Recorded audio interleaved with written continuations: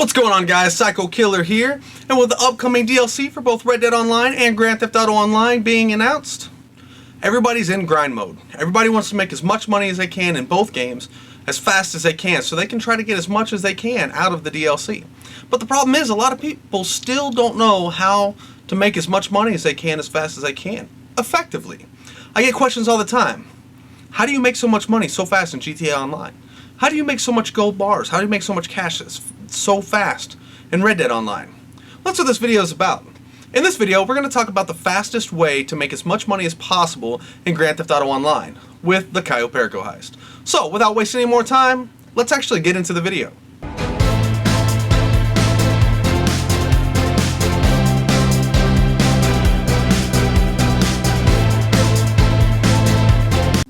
So the first thing you're going to want to do is gather the intel. To gather the intel, first thing you want to do is get in the captain's chair over here, and you're going to want to fast travel to the location that is closest to the yellow waypoint. Makes it a lot quicker for you if you just fast travel over there. Then you're going to take your Sparrow and just fly over there. You can take them out with the missiles if you like, but I prefer for the most part to just take them out with guns. And then you get in the plane and you're going to fly to Cayo Perico by following the waypoint on the map. It's a long flight across Los Santos, but dudes, honestly, it's really worth it because you can make upwards to $2 million in a matter of 30 minutes to an hour from beginning to end on this heist. So once you get to Cayo Perico, you're going to want to work around the secondary target locations, and you're just simply looking for stacks of cocoa. Try to find 2 stacks that are close together to make it easier. So if you want to scope out all the different possibilities to see if there's any together, go ahead and do that. You can find a link in the description for all of my secondary target locations video. After you get your locations, you're just going to follow the route to get to the waypoint. The route you want to follow is actually going down this path here to the beach where you dance at, and then you'll hang a left over here to go back out of the beach. And once you get through these gates, you want to take a right as quick as you can. Of course, watching for any vehicular patrols along the way. Just ride right through the gate, down next to the barriers, make sure there's no vehicles, cross the street. If you get over here and the guy in the tower to the right is still looking that direction, you just hang out, wait for him to turn around. Once he turns around, you're good to go. Once you get over here, you're just going to check one last time, make sure there's no vehicles coming down the road, and then it's a straight shot down this road and up the hill to get to where the control tower is at. And in this control tower, you're actually going to hack the electrical box, which is going to get you in contact with the cameras. Now, it could be on the main level or even up on any one of the different levels of the tower. Now, the hack's pretty easy. You're just doing a math problem to add it up to equal the red number. If it's got an X, it's times 10. If it's a line with 2 hashes, it's times 2. And if it's a box with a line through it, it's times 1. Pretty simple. Now, once you have that, you're going to want to open your phone, find the basement, and scope out the primary target. Then, once you have your secondary targets scoped out, and once you have your primary target scoped out, just get caught by the guards. If you get caught by the guards, they're going to send you back to the airport. Then all you have to do is turn around right behind you, walk back to the airplane, and hit the button left on the D-pad, or I think it's T on PC, to go back to Los Santos. The next thing you want to do is fast travel back to Vespucci Beach. Then you want to put the submarine into drive mode and beach it just a little bit in the front. Just enough to stabilize the submarine into position so you can park your oppressor on the nose of it. So next up is the long fin setup. I do the long fin setup because it's one of the easiest setups to do for the approach vehicle, and it also helps out a lot when you're trying to get your secondary loot before the primary loot on Cayo Perico. So you're going to make sure you own a Phantom Wedge. The first thing you're going to do is make sure if you have a vehicle out, you return it. Take your Sparrow and just fly either on land somewhere or anywhere close to the location where you pick up the boat. You want to get out of your Sparrow and return it back to the Kasatka. Then you're going to want to request your Phantom Wedge. At this point, you're just going to drive the Phantom Wedge all the way over to where the boat pickup is at. Once you get to the pickup location, don't even worry about shooting the cops. Just get in there, backwards, right up to the boat, taking out as many cops with the truck as you can, hook the boat, and get out of there. You can drive around and lose the cops, or you can mark the location on your map and just go straight there. Either way works out. It just depends on how lucky you are at avoiding the cops, whether or not you need to drive there and kill yourself and then get back in the truck, or if you want to just drive there. But it's in the same location to drop off every time. And once the cops are gone and you're in the truck, you just drop the boat right inside the yellow Corona. It's in this spot every single time. Then you want to send your Phantom Wedge back to storage and then call your mechanic and have your oppressor delivered. You just fly your oppressor back to the Kasadka and park it on top, right on the nose of it. I like to put on this little dot, and this is where you're going to park it after every single mission. Then enter the Kasadka and get ready. Now, depending on whether you have something in the safe or if you have something in the glass case is going to depend on which setup mission you have here. In this one, we're going to cover the plasma cutter, and next we will cover the safe code. For the plasma cutter, you select the mission and go outside, and your oppressor is going to be right there on the nose of the Kasadka, and you're just simply going to fly your oppressor to the safe house. Just park your oppressor right outside for easy access, run into the yellow Corona. Now, once you get inside the door, Pavel's going to tell you to look around, but you really don't have to. All you need to do is pull up your camera right inside the door, take a picture inside the safe house, and send the picture to Pavel. Once he finishes talking, you'll be able to exit. Once you're back outside, just get back on your oppressor, and you're going to fly to where these people are actually completing their heist. Once you get over there, without even leaving your oppressor, just start blowing everything and everybody up. If you run out of missiles during this, you can always return your oppressor to storage and then call it back out. Once everybody's dead, without getting off your oppressor, just pick up the package and fly back to the Kasadka. And make sure you park your oppressor in the right spot so you're able to have it stabilized when you enter the submarine. It's okay.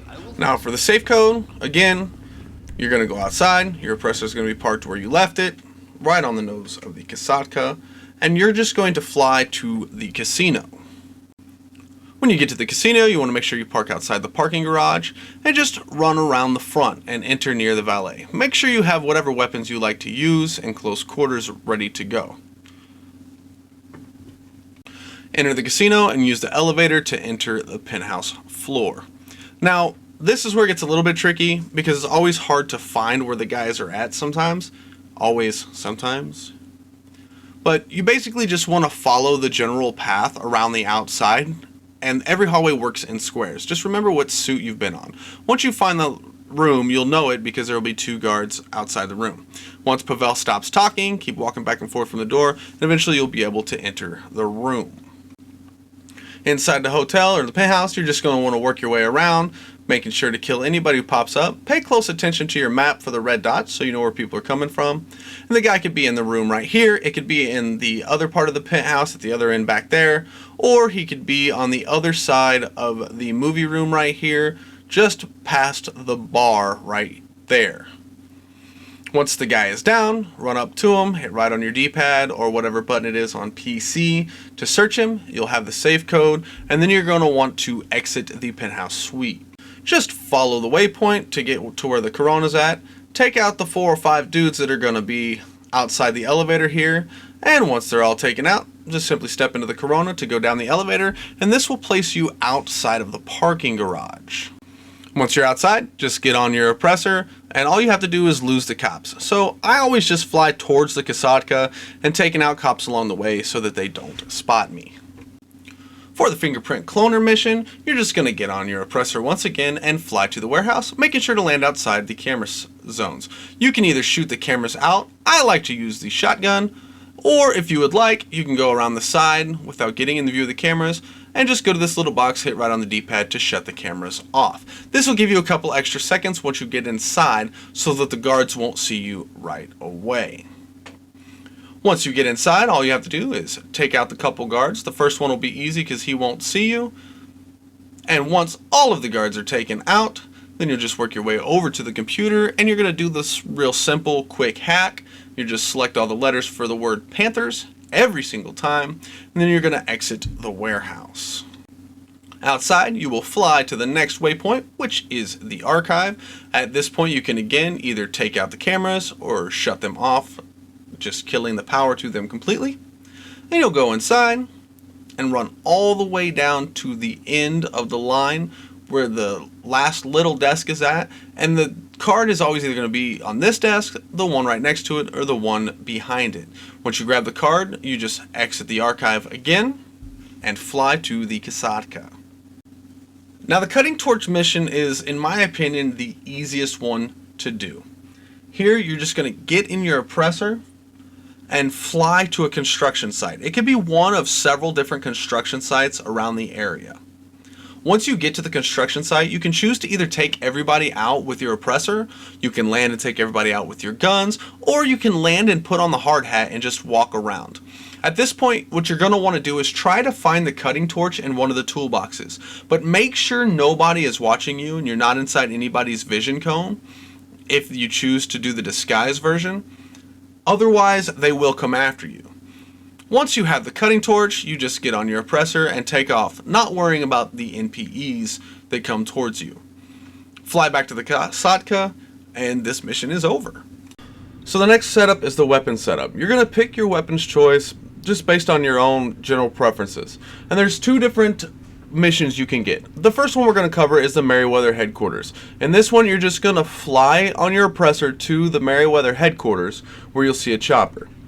Then you're supposed to follow the chopper to the location where they're testing the weapons. Now, you do not have to follow the chopper. There are 3 possible locations that the Avenger can spawn on this mission, and you can pretty much tell which one the chopper is going to based on the trajectory that it's traveling. One of them is in the Sandy Shores area, one of them is in the Grapeseed area, and one of them is at the power station. Now, if the chopper is heading to the left of the casino as you're facing north, so towards the west, in the general area of the casino, they are going to the Sandy Shores one. If they're headed to the right, it's going to be either the power station or up here in Grapeseed. What I generally do is I fly in the trajectory of the helicopter, and if they're going to the west, I go to Sandy Shores and look for the Avenger. If they're flying to the east, I just go straight to the power station and check the power station. If it's not in the power station, then I go straight to Grapeseed. Once you get to where the Avenger and the weapons testing is going on, you want to use your oppressor and take everybody out, but be mindful of where that chopper's at. If it starts getting close and you lock onto it, you don't want to blow it up because you will fail your mission. Once you blow up everybody at the test site, you then want to take your oppressor just out of firing range of the chopper and wait for the chopper to get there. Then, of course, once the chopper lands, start moving forward and get your lock on. And once the targets for the chopper turn red instead of the blue chopper logo, blow them up, blow the chopper up, get them taken care of. And then you're going to land your oppressor in a good spot to be a good jump and go location once you're finished.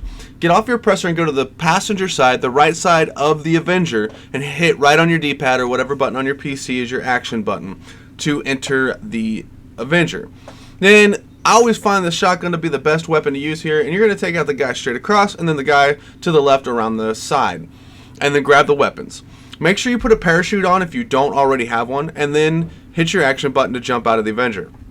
You're going to parachute down as close to your oppressor as you can. If you die, it's no big deal. Just use your guns, take the dudes out, and grab your weapons back up off the ground. Just ultimately working your way to your oppressor so you can fly out of there. I like to send my submarine back to storage when I'm on my way to the location and then call it back so the travel distance is less. This is going to be your last setup mission, so if you drop your pressure in the water, it's not that big of a deal. But you can do it however you feel more comfortable doing it. Now, regardless of which way you chose to do it, once you get back to the Kasatka, the setup mission is over. Now, the other possible setup mission you can get for the weapons is, in my opinion, much easier and much quicker. All you have to do is go to one of the various office buildings in the downtown area there, the Penrith building or the Schlongberger Sachs. They're very funny names. And what you're going to do is you're going to fly your oppressor to the top of the building. Do not go to the bottom. Go to the top of the building and enter. You can stealthily take these guys out, but if you get busted, no big deal. Just duck around the walls, shoot them in the head, take them out. Once all the guys are taken out, go to it's a weapons safe in here. It's in the exact same location as where your money safe is or your weapons locker is at in your personal office building. You're going to attempt to open it. It's going to tell you it's locked. And so you're going to go to the computer, the laptop on the desk, and do a hack there. It's the 4-number jumble thing. I always look at the last 2 numbers and try to find those and then go based off of that where the rest of them are at. But once you hack it, it will unlock the safe. So you go back over to the safe and open it, and then you have to walk up and hit the action button again to pick up the weapons. Then, when you leave, make sure you leave to the roof, because that's where we parked our oppressor, and that's going to be the quickest way out. As soon as you get outside and get on your oppressors, choppers are going to spawn. You're just going to want to get up in the air, hit the boost button, and get out of there. And once you deliver back to the Kasadka your weapons, again, the mission is complete. And your setups are done. Alright, so now it's time for the finale, alright? You want to make sure that you select the long fin as your approach vehicle, the infiltration point that's closest to your secondary loot, the drainage tunnel is your infiltration point, any escape point, and any time of day that you feel comfortable, and make sure you have the suppressors for your weapons. Now, when you get to Kyle Perico, the first thing you want to do is gather up your secondary loot. Always aim for 2 stacks of cocoa that are as close together as possible. In this particular run through here, as you can see, I have the cocoa at the airport. So once you gather all of your secondary loot, you're going to go back to your long fin and sail around the south side of the building to the drainage tunnel. Go underneath the water where the yellow grate logo is at on the map, and just use your cutting torch to cut through the grate. It'll be the fire button, and then using your joystick moving in a circle all the way around the grate. Swim all the way to the end of the tunnel, hit your action button, and you'll load into the compound. Now, when I get in the compound, I always do the exact same route every single time, and it seems to work very well for me. So here's what that route looks like. Immediately turn around behind me, go up the stairs, and start going towards the end of the walkway. I wait for these 2 guys around the corner to turn. Once they turn, come around, whack this guy, wait for the Juggernaut to get past the camera, shoot him in the back of the head. Then I go over here, shoot the next guy in the back of the head when he's not in the range of the camera, and then work my way around, take out the camera if he has dropped the keys. If he hasn't, I just move on. Then I go over here. Sometimes you gotta wait for this guy to turn around, sometimes you don't. You're not gonna get a really clear shot. You're still gonna get the challenge if you wait, but then you turn around and get him. Sometimes he drops the keys, hit this guy, sometimes he drops the keys. You're basically looking for the gate keys. It's gonna be in one of these guys almost every single time. Take all these guys out, go up to the office, grab the cash, and then go back out the door. Do not use the elevator because there are less hacks go downstairs.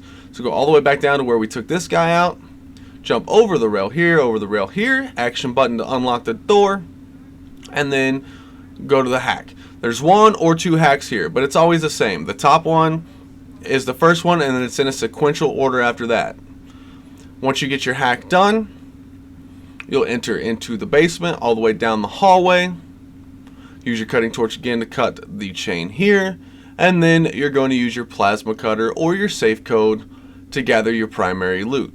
If you're using the plasma cutter, get it almost to the end, let go, almost to the end, let go, over and over again. The safe code is pretty simple because it's sent to you by Pavel. Once I have the Panther, I go back out of the basement the exact way I came, through the unlocked door. Run to the steps here, over the railing, up the steps. If you have to, take that guy out, make sure he's not in the vision cone of the other guy, and then go out the main gate. Now here's where it gets really simple, guys. And a lot of people make it harder than it really is. You do not have to go back to the docks, get on a boat, or nothing like that. It's as simple as run to the end, whack this guy, take his bike, and get the hell out of there.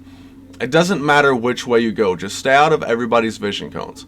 And used to, you would lose money by hitting the water with an impact. I still haven't done so. Hit the water and you seriously just keep swimming. Just keep swimming. All the way to the end, and it's done. Now, as you can see in this one, the heist is passed. This is the Panther take. I got $2.1 million. I got the Elite Challenge under 15 minutes. No hacks failed, and full loot bags. And, I mean, it's easy. Over $2 million I made for that Panther statue and 2 stacks of cocoa. Not that bad, my dudes. So if you follow that route every single time, it will indeed work. So there you have it, my guys. It's a little bit longer video than I normally do, but I wanted to make sure I got every single detail that you guys needed. I sped the scenes up a little bit, cut them out a little bit where it didn't need to be, but I got all the information that you needed in there. If you guys follow this guide to a T, you will get it down so easily that you won't have to watch this no more. You could just do it with your eyes closed. Well, not with your eyes closed. You got to see what you're doing. But you'll be able to do it in your sleep. And I mean, it's that simple. That's why so many people got burned out on GTA for a while with Cayo Perico, is because it was that easy to make money. And it made every other business in the game seem absolutely moot. No reason to do it, because you can make so much money so fast with Cayo Perico. But this is how you do it. Grind it out. Get ready for that DLC. And my guys, I will see you on the flip side.